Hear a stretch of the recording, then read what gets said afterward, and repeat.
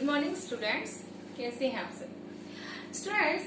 आज हम पढ़ेंगे आपके जो बुक है आरओ, उसका गद्य खंड का जो चैप्टर है नमक का दारोगा, जिनके लेखक हैं प्रेमचंद। तो सबसे पहले बच्चों हम प्रेमचंद जी का जो जीवन परिचय है, लेखक परिचय है, वो पढ़ लेते हैं और समझ लेते हैं। देखिए, प्रेमचंद जी का जो मूल नाम था वो था धनपत राय।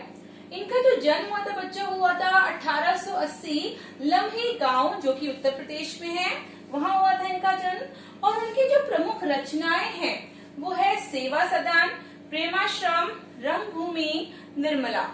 इसके अलावा इनकी हैं कायाकल्प, गबन, कर्मभूमि, गोदान, जो कि इनका एक बहुत ही प्रसिद्ध उपन्यास है। सोजे वतन, मानसरोवर, जो कि 8 खंडों में विभक्त है, जो कि एक कहानी संग्रह है। फिर है करबला, संग्राम, प्रेम की देवी, जो कि एक नाटक है, कुछ विचार, विविध प्रसंग, जो कि एक निबंध संग्रह है। इनकी जो बच्चों मृत्यु हुई है प्रेमचंद की, वो हुई है सन 1936 ईस्वी में। तो आइए हम इनका साहित्य परिचय के बारे में पढ़ते हैं और साथ में समझते हैं। देखो, प्रेमचंद हिंदी कथा साहित्य के शिखर पुरुष माने जाते हैं। जो हमारा हिंदी कथा साहित्य है उसके वो शिखर पुरुष का मतलब आप सभी जानते हो कि सबसे ऊंचाई को छूने वाले व्यक्ति थे। कथा साहित्य के इस शिखर पुरुष का बचपन अभावों में बीता था, अर्थात इनका जो बचपन था बहुत ही गरीबी में बीता था। इन्होंने बहुत ही गरीबी देखी थी। स्कूली शिक्षा पूरी करने के बाद पारिवारिक समस्याओं के कारण जैसे तैसे बीए तक की पढ़ाई की, अर्थात इन्होंने अपने परिवार में बहुत सारी समस्याओं का सामना करा, और लेकिन उसके बाद भी इन्होंने अपनी जो शिक्षा है वो बीए तक पूरी की थी। अंग्रेजी से वे एमए करना चाहते थे, लेकिन जीवन यापन करने के लिए उन्हें कोई ना कोई नौकरी करनी पड़ी।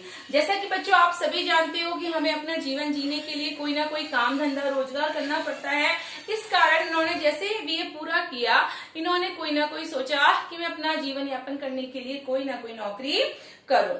उसके बाद वो बता रहे हैं सरकारी नौकरी मिलने के भी, लेकिन महात्मा गांधी के असहयोग आंदोलन में सक्रिय होने के कारण त्याग पत्र देना पड़ा।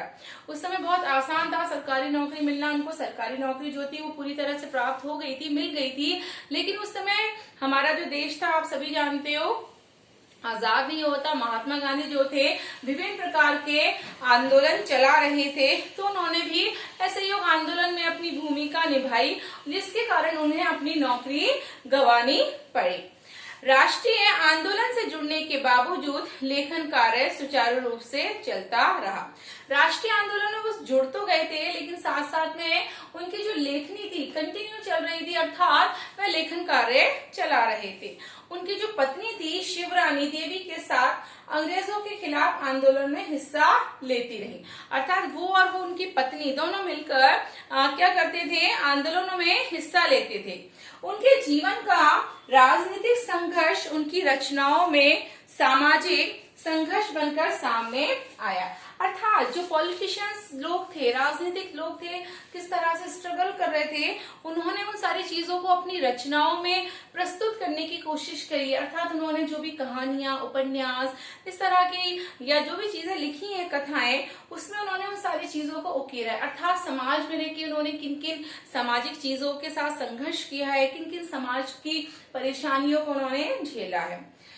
सामने आया है जीवन का यथार्थ और आदर्श दोनों था, जो कि उनके जीवन की एक सच्चाई थी, जीवन का एक आदर्श था। वो सारी चीजें उनके रचनाओं में और कहानियों में उभर कर आई है। हिंदी साहित्य के इतिहास में कहानी और उपन्यास की विधा के विकास का काल विभाजन प्रेमचंद की केंद्र में रखकर किया जाता है। देखिए, जो कहानी है, उपन्यास है, हमारा हिंदी साहित्य जो है जो बहुत बड़ा है, बहुत गहराई में उतरा हुआ है। तो जब उसका काल विभाजन किया गया, अर्थात उसका जब डिवीजन किया गया, उसको बांटा गया भागों में, तो प्रेमचंद्र को उसका केंद्र बिंदु माना गया, अर्थात प्रेमचंद को ध्यान रखते हुए ये सारा विभाजन किया गया। प्रेमचंद पूर्व युग, प्रेमचंद युग और प्रेमचंद युग, इन सारों इनका नाम दिया गया। यह प्रेमचंद के निर्विवाद महत्व का एक स्पष्ट प्रमाण है। वस्तुतः प्रेमचंद ही पहले रचनाकार हैं जिन्होंने कहानी और उपन्यास की विधा को कल्पना और रोमानियत के धुंधलेके से निकालकर यथार्थ की ठोस जमीन पर प्रतिष्ठित किया है। जो हमारे प्रेमचंद लेखक हैं उनके बारे में बताया जा रहा है कि कहानी और उपन्यास उन्होंने किस तरह की विधा लिखी, जिस तरह से हम कल्पना करते हैं, इमेजिनेशन करते हैं कहानी की, उन सारी चीज को उन्होंने यथार्थ में प्रस्तुत करने की कोशिश की, सच्चाई के रूप में प्रस्तुत करने की कोशिश की, अर्थात एक ठोस जमीन पर उस चीज को उन्होंने आधार दिया, उस ठोस जमीन पर उन्होंने अपनी कहानी को उकेरा। यथार्थ की जमीन से जुड़कर कहानी किस्सा गोई तक सीमित न रहकर पढ़ने पढ़ाने की परंपरा से भी जुड़ी रही। जिस तरह से उन्होंने अपनी कहानियों में, अपने उपन्यासों में हमारे समाज की, हमारे देश की, हमारे किसानों की, हमारे गरीबों की सच्चाई को उकेरा है, उनकी जो कहानी किस्से हैं उनको उकेरा है, उनकी जो परेशानियां हैं उनको उसमें प्रस्तुत करने की कोशिश की है। लेकिन वो कह रहे हैं साथ ही साथ कोई भी किस्सा होता था, कहानी होती थी, वो सीमित ना रहकर पढ़ने पढ़ाने की परंपरा से जुड़ती थी, अर्थात लोगों ने, समाज ने उनको सपोर्ट किया और उनकी जो भी कहानियां थी, उपन्यास थे, उसको वो सभी लोग क्या करते थे, बड़े चाव से पढ़ते थे। अर्थात एक प्रकार की परंपरा से शुरू हो गई कि सभी उनकी कहानियों को पढ़ा करते थे। उनके यहाँ हिंदुस्तानी भाषा अपने पूरे ठाट बाट और जातीय स्वरूप के साथ आई है। देखिए, आप सभी जानते हैं हमारी जो भाषा है, देवनागरी लिपि है ना, इस तरह से बहुत सारी भाषाओं का जिस तरह धीरे धीरे विकास हुआ, तो उनके बारे में बताया जा रहे हैं कि हमारी जो हिंदुस्तानी भाषा है वो पूरी तरह से ठाट बाट और जातीय स्वरूप के साथ आई, अर्थात जातियों के आधार पे हमारी भाषा का उस समय जिस तरह से वो बांटा गया, उस रूप में निखर कर आई है। उनका आरंभिक कथा साहित्य कल्पना, संयोग और रोमानियत के ताने बाने से बुना गया है। उनका जो आरंभिक कहानी थी, अर्थात जब भी वो कहानियां, कथा, साहित्य लिखा करते थे तो एक संयोग था कि रोमानियत थी उसमें, उसका ताना बना था, तो हर चीज था उसमें, एक रोमांच जैसी चीजें थी, प्यार थी, मोहब्बत था। लेकिन एक कथाकार के रूप में उन्होंने लगातार विकास किया और पंच परमेश्वर जैसी कहानी तथा सेवा सदन जैसे उपन्यास के साथ सामाजिक जीवन को कहानी का आधार बनाने वाली यथार्थवादी कला के अग्रदूत के रूप में सामने आए। जिस तरह से आप सभी जानते हो, सभी व्यक्ति धीरे धीरे उन्नति की अग्रसर होते हैं, उन्नति की ओर बढ़ते हैं। इसी प्रकार हमारे जो प्रेमचंद जी थे वो भी आगे आगे बढ़ते गए और उनके धीरे धीरे बहुत सारी ऐसी कहानियां हैं जो समाज में बहुत ज्यादा स्थान पाया है, जिन कहानियों ने बहुत ही प्रसिद्ध हुई हैं, प्रतिष्ठित हुई हैं। यथार्थ के भीतर भी आदर्शमुख यथार्थवाद से आलोचनात्मक यथार्थवाद तक की विकास यात्रा प्रेमचंद ने की है। इन कहानियों में बताया गया है बच्चों, यथार्थवाद का मतलब होता है कि जो सच्चाई होती है जीवन की, अर्थात हम किसी घटना को प्रस्तुत कर रहे हैं, किसी व्यक्ति के बारे में अगर हम बता रहे हैं, उसके जीवन की कितनी सच्चाई को हम उस कहानी में उकेर रहे हैं, अर्थात उसकी सच्चाई को उस कहानी में हम किस तरह से प्रस्तुत करने की कोशिश कर रहे हैं। तो उन्होंने अपनी जो कहानी थी, उन कहानियों में कहीं ना कहीं उन्होंने क्या करा है बच्चों, आदर्श जो अपना रूप है उसको भी प्रस्तुत करने की कोशिश की है।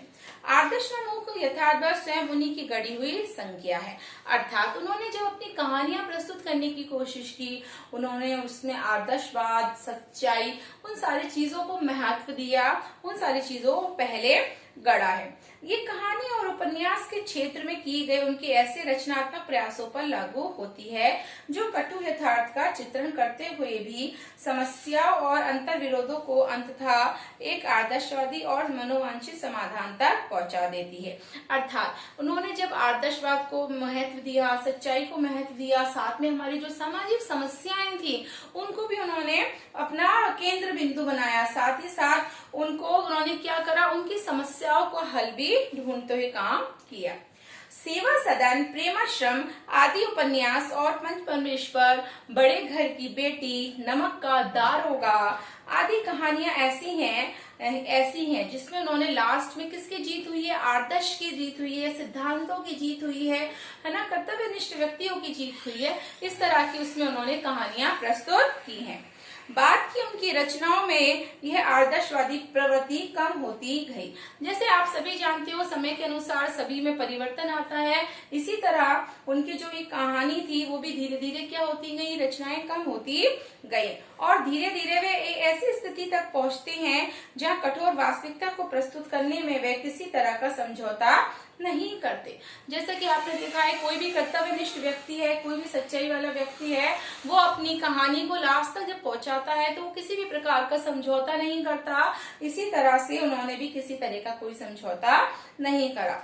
गोदान उपन्यास और पूस की रात, कफन आदि कहानियां जो है वो इसके बहुत अच्छे उदाहरण है। हो सकता है आपकी किसी परिवार के सदस्य ने प्रेमचंद की बहुत सारे उपन्यास या कहानियां पढ़ी हो, तो शायद वो बहुत अच्छे से उनको समझते होंगे, उनकी कहानियों को समझते होंगे। देखिए, यहाँ दी गई जो हमारी कहानी है बच्चों, नमक का दारोगा, प्रेमचंद की बहुत चर्चित कहानी है। अर्थात ये कहानी बहुत ही कैसी है, प्रसिद्ध है, फेमस है, जिसे आदर्शोन्मुख यथार्थवाद के एक मुकम्मल उदाहरण के रूप में देखा जा सकता है, जो कि एक सच्चाई का बहुत ही अच्छा आदर्श प्रस्तुत करने वाला उदाहरण है। कहानी में ही आए हुए एक मुहावरे का तो ये धन के ऊपर धर्म की जीत की कहानी है। अर्थात हमारी इस कहानी में उन्होंने बहुत ही अच्छे मुहावरे का प्रयोग किया गया है बच्चों, कि धन के ऊपर धर्म की हमेशा क्या होती है, जीत होती है। आप धन की कितनी भी हमें लालच दो, लालसा दो, लेकिन हमेशा कौन जीतता है, सच्चाई जीतती है, धर्म जीतता है। धन और धर्म को हम क्रमशः सद्वृत्ति और असद्वृत्ति, बुराई, अच्छाई, असत्य, सत्य इत्यादि भी कह सकते हैं, क्योंकि धर्म के बच्चों बहुत विभिन्न प्रकार के रूप हैं। कहानी में इनका प्रतिनिधित्व क्रमशः पंडित आलोकदीन और मुंशी वंशीधर नामक पात्रों ने किया है। बच्चों, कैरेक्टर के नाम बताए जा रहे हैं इसमें, कि जो उन्होंने जो कैरेक्टर थे, इसमें पात्र थे, चरित्र थे, वो थे पंडित आलोकदीन, मुंशी वंशीधर, बहुत सारे इसमें पात्र हैं। ईमानदार कर्मयोगी मुंशी वंशीधर को खरीदने में असफल रहने के बाद पंडित आलोकदीन अपने धन की महिमा का उपयोग कर उन्हें नौकरी से मुअत्तल करा देते हैं। अर्थात जब पंडित आलोकदीन की नहीं चलती है तो वो जो दारोगा थे मुंशी वंशीधर, उनको क्या करता है, वो जॉब से, नौकरी से हटा देता है। लेकिन अतः सत्य के आगे उनका सिर झुक जाता है। लेकिन जैसे ही उनको अपनी गलती का आभास होता है, उसके बाद ही वो क्या करते हैं, उसके घर जाते हैं, उससे माफी वगैरह मांगते हैं। अर्थात एक तरीके से दिखावे का, रिश्वत का अंत हो जाता है और सच्चाई के आगे उनका सिर झुक जाता है। वे सरकारी महकमे से बर्खास्त, वंशीधर के ऊंचे वेतन और भत्ते के साथ अपनी सारी जायदाद का स्थायी मैनेजर उन्हें क्या करते हैं, नियुक्त करते हैं और गहरे अपराध बोझ से भरे, अर्थात उनको एक आत्मग्लानि होती है कि मैंने इतने अच्छे कर्तव्यनिष्ठ ईमानदार व्यक्ति को नौकरी से निकलवा दिया। वो निवेदन भी करते हैं बड़ी मधुर वाणी में और कहते हैं कि परमात्मा से मैं हमेशा यही प्रार्थना करता हूँ कि वह आपको हमेशा वही नदी किनारे वाला, अर्थात वो नदी के किनारे जहाँ रहते थे, काम करते थे, वही व्यक्ति बनाए, धर्मनिष्ठ दरोगा बना है।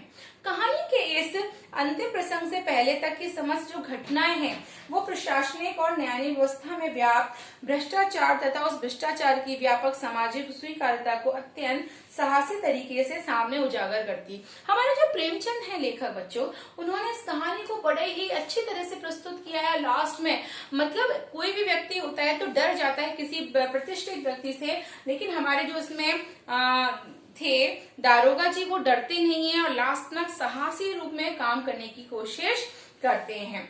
ईमानदार व्यक्ति के अभिमन्यु के समान निहत्थे और अकेले पढ़ते जाने की यथार्थ तस्वीर इस कहानी में बहुत अच्छी तरह से प्रस्तुत की गई है। किंतु प्रेमचंद इस संदेश पर कहानी को खत्म नहीं करना चाहते, बल्कि वे उस दौर में मानते हैं कि यथार्थवाद हमको निराशावादी बना देता है। बिल्कुल सही बात है। अगर हम यथार्थवादी जो हम देखते हैं, सच्चाई देखते हैं समाज की, तो कहीं ना कहीं हम क्या हो जाते हैं, निराश हो जाते हैं।